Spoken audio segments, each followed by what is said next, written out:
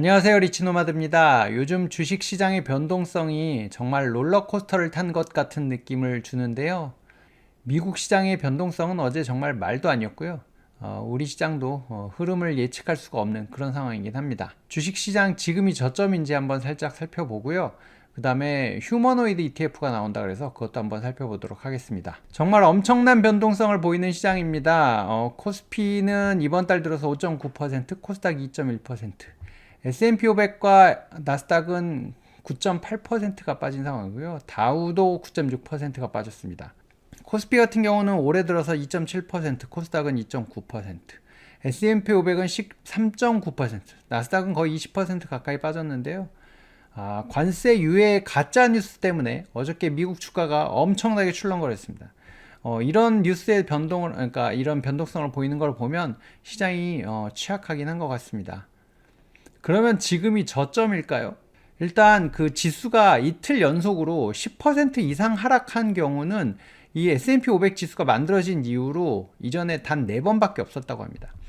이게 이제 1987년에 블랙 먼데이, 그다음에 2008년에 금융위기 때 2번, 그다음에 코로나 때 이렇게 해서 총 4번이 있었고요.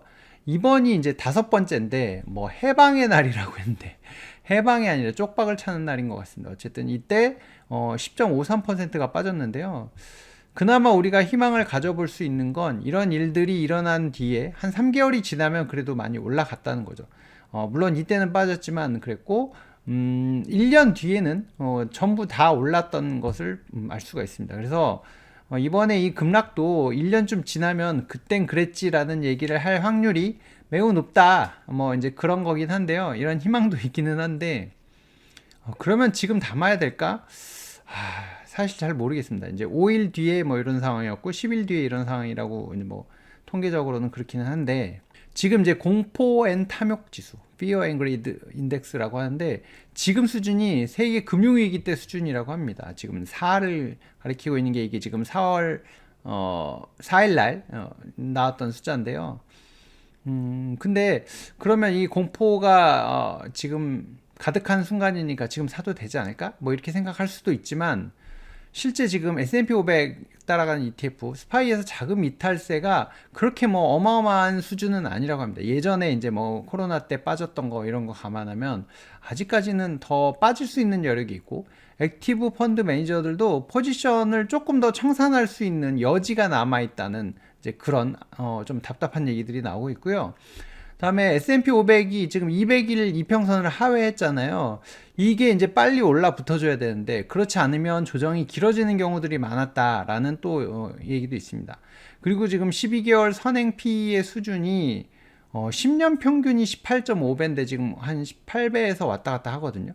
그러니까 이건 뭐 지금 굉장히 폭락을 해서 싸졌어요 할 수준은 아니라는 거죠. 지금 이제 평균 정도 왔다 뭐 이런 수준이라서 엄청 싸졌어요 이렇게 보기도 힘들고 또 이제 우리가 한번 흠칫 놀랐던 엔캐리 트레이드 청산에 대한 우려도 있고 기업 실적이 이제 관세 때문에 둔화될 우려가 뭐 매우 크다는 얘기들이 계속 나오고 있어서 이런 부분들은 우리가 당장의 어떤 판단을 하기는 되게 어려운 상황인 것 같긴 합니다. 그래서 근데 뭐 오늘 지금 밤에 또 이제 미국 시장 봐야 되겠지만 지금 지수 선물은 또 조금 괜찮은 편이거든요.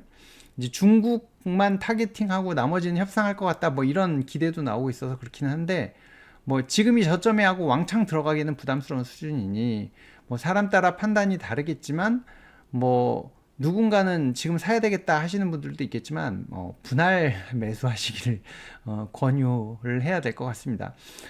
이제 제가 여기저기 리포트를 읽어봐도 누군가는 조금 지금 이제 사도 될 타이밍입니다 하지만 또 누군가는 아직은 잘 모르겠습니다 하는 리포트들이 막 혼재되어 있거든요. 방향성이 전혀 잡히지 않는 상황이니까 조심스럽게 접근하시는 게 맞을 것 같습니다.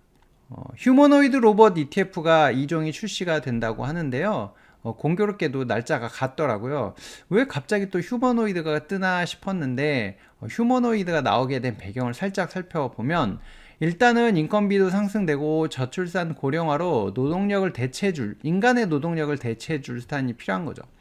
미국도 제조업의 종사자가 이제 급감하고 있는데 노동자 공백이 발생되고 있고 또 이제 뭐 이주민들을 안 받겠다고 하고 있는 상황이라면 뭔가 대체할 수단이 있어야 되잖아요. 그래서 로봇이 이제 대두될 수밖에 없는 상황이고, 전 세계적으로 고령화가 진행되고 있는 상황. 특히 이제 중국도 22년부터 고령화가 진입됐거든요. 고령화 사회로 진입됐기 때문에 뭐 이런 부분 감안하면 대체 수단이 필요하다는 게 이제 뭐 기본적인 생각인 거고, 이제 전통적인 로봇들은 이제 비효율성을 좀 대체해 주는데 중점을 뒀다면, 휴머노이드는 완전한 인간 노동을 대체하는 이제 그런 수단이 되기를 바란다고 합니다. 그래서 이제 AI가 더 중요해지는데요. 예전에는 이제 고정해 놓고 어떤 그 일부의 역할만 했다고 하면은, 이제 앞으로는 인간이 갈 수 있는 환경, 인간이 할 수 있는 일들, 뭐 이런 것들을 다 대체해야 되기 때문에, 그렇게 하다 보니까 휴머노이드의 형상을 그러니까 사람의 형상을 한 게 가장 효율적이더라 라고 해서 휴머노이드로 이제 방향이 가고 있다라고 얘기하더라고요. 그러니까 어떤 목적을 위해 만들어진 로봇들은 그 목적이 딱 달성되고 나면 이제 더 이상 쓸 데가 없잖아요. 이제 그래서 그런 부분들을 감안하면 계속해서 사람과 같이 살면서 사람의 일을 해줄 수 있는 건 이제 휴머노이드여서 결국엔 휴머노이드로 왔다, 뭐 이런 얘기를 세미나에서 주워 들었습니다. 올해부터 이제 양산이 좀 시작되는 환경인데요. 이게 지금 이제 로봇의 숫자인데 2050년이 되면 6,300만 대가 될 것이다라고 이제 예상을 하는 거고요. 예상 시장 규모 자체도 323억 달러까지 커질 거라고 2030년에 이제 그렇게 예상을 하고 있습니다. 지금 특히나 지금 AI 기술이 발달하면서 이 휴머노이드 로봇 발전도 굉장히 가속화되고 있다고 하거든요. 휴머노이드가 어떻게 움직여야 될지, 어떻게 판단을 해야 될지가 AI에 의해서 판단이 되고 학습을 하고 뭐 이런 것 때문에 굉장히 빨라지고 있다는 얘기를 하고 있고, 빅테크 기업들은 이제 선점을 위해서 기술 개발을 계속하고 있는데, 엔비디아는 이제 자사의 GPU 같은 걸 쓰게 하기 위해서 이 그룻이라고 하는 이런 플랫폼을 만들어서 개발자들한테 이걸 써서 만들면 휴머노이드 만들기 좋아요, 이제 학습시키기 좋아요, 뭐 이제 이런 것들을 또 하는 거죠. 여태까지 지금 AI 학습할 때도 이런 이제 플랫폼으로 재미를 봤던 엔비디아이기 때문에 이제 그런 또 사례를 만들어 가고 있는 것 같습니다. 25년에 이제 테슬라 옵티머스 로봇을 기가팩토리에 투입하겠다라고 이제 머스크가 얘기했는데, 이제 올해잖아요. 올해 이제 로봇이 들어가서 차를 조립하고 뭐 이제 이렇게 하겠다라고 하는 거고, 중국의 유니트리 같은 경우는 2천만 원대라고 하는 이 지원을 공개를 했는데, 뭐 사실 2천만 원대인지는 잘 모르겠습니다. 항상 좀 뭔가 미심쩍기 때문에 그렇고, 이제 이렇게 막 시장이 계속 커지다 보면 2030년에 가정용 로봇들도 만들어지는 세상이 올 거다, 뭐 이런 얘기가 오고 있습니다. 이렇게 뭐 주요 업체들 한번 보시면 될 것 같고요. 라이즈에서 미국 휴머노이드 로봇 ETF가 나오는데요. 일단은 이 휴머노이드가 갖고 있어야 되는 이제 메커니즘 중에 인지, 판단, 구동. 이게 이제 조작자의 지시 없이, 그러니까 사람이 지시하지 않더라도 얘가 이제 인지하고 판단하고 구동이 돼야 된다는 건데, 이제 그런 기업들을 묶어서, 그런 밸류체인들에 있는 그 기업들을 묶어서 한 건데요. 인지는 이제 뭐 하드웨어로 인지를 하겠죠. 판단은 소프트웨어가 하고, 그다음에 구동하는 거는 이제 이런 애플리케이션을 통해서 구동을 하게 되는 이제 이런 업체들을 모아놓은 ETF를 이제 출시한다고 합니다. 일단은 4월 15일 화요일 날 상장 예정이고요. 총 보수는 0.4%. 리밸런싱은 연 4회 진행을 하고요. 종목당 캡은 20%로 씌워놨습니다. 그래서 한 종목이 비중이 커지더라도 20%를 넘을 수 없게 해놨고, 종목들을 보시면 이제 우리가 잘 알 수 있는 알파벳, 마이크로소프트, 뭐 메타 플랫폼즈, 뭐 이런 회사들이 있고, 엔비디아, 테슬라도 있는데요.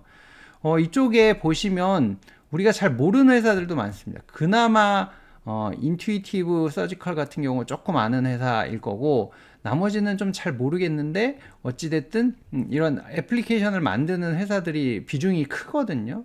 그래서 정말 이 밸류 체인을 잘 따라가고 있는 종목들로 좀 해놨습니다. 그래서 이게 그러면 수익률이 얼마나 나올까 이제 우리가 추정을 해봐야 되잖아요. 그래서 지수를 만든 거를 한번 따라가 봤는데, 지금 이제 나스닥 100이랑 비교를 해봤거든요.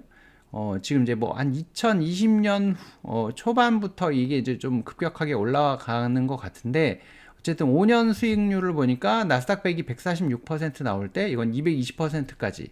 근데 이제 보시면 변동성이 확실히 약간 조금 중소형 종목들이 많기 때문에 변동성이 굉장히 큽니다. 변동성이 30% 왔다 갔다 하고, 나스닥 100은 이제 25%. 상대적으로는 변동성이 굉장히 큰 거죠.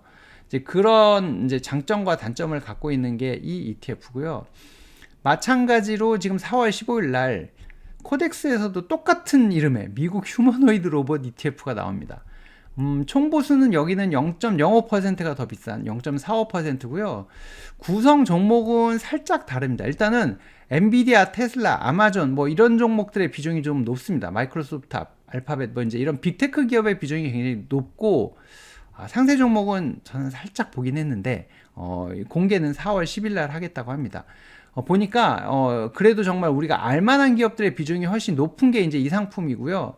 아까 라이즈 같은 경우는 이제 그런 그 어떤 휴머노이드의 밸류체인에 가까운 회사들의 비중이 더 큰 부분이 있어서 두 개가 이제 뭐 나와봐야 알겠지만 상대적인 안정성은 코덱스께 조금 더 있을 것 같고, 정말 좀 이 휴머노이드 세상이 열리면 확 날아가는 거는 라이즈가 조금 더 강할 것 같기도 하고 그런 특성이 있습니다. 어쨌든 휴머노이드가 지금 이제 AI 세상이 또 이제 조금 이 휴머노이드의 출현을 조금 더 빨리 당기는 요소가 됐다고 하던데, 이게 이제 우리 다음 테마로 한 5년, 10년 뒤에는 우리가 이 휴머노이드 주식에 투자했더니 대박 났더라 뭐 이런 얘기를 할 수 있는 가능성도 있지 않을까요? 그래서 요즘 이렇게 이 자산운용사들이 새로운 종목들을 내놓고 있는 것 같은데 한번 관심 있게 좀 살펴볼 필요는 있을 것 같습니다. 뭐 이렇게 주식시장이 좀 어렵다고 해도 우리는 계속 공부해야 되니까요. 이런 좋은 정보들 제가 세미나 다니면서 들은 거 잘 정리해서 드리고 있으니까요. 구독과 좋아요, 알림 설정을 통해서 계속 받아보시기 바랍니다. 오늘 여기서 마치도록 하겠습니다. 고맙습니다.